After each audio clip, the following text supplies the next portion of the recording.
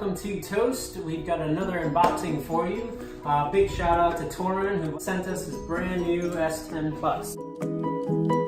Distracted driving labeling, that's always important. First thing you want to see when you unbox something. Pretty wild, sort of pearlescent backplate. We've got our big screen here and our new notch. Cameras on the front relegated to the corner instead of the middle. Fingerprint reader that they embedded in there. We got a Note 9 and the S9. They had a love child. I think that's the corners that we got on this. Our standard ports on the bottom. Our skinny little buttons on the side. Trifecta of cameras on the back here. So we're gonna get to work, see what we can do to wrap this in some sweet wood. If you're digging these unboxing videos, a little glimpse of what's coming, latest tech, subscribe to our YouTube channel. And if you have any questions, feel free to leave a comment in the comment section. We're always on there, so hit us up. Otherwise, we'll see you in the next video.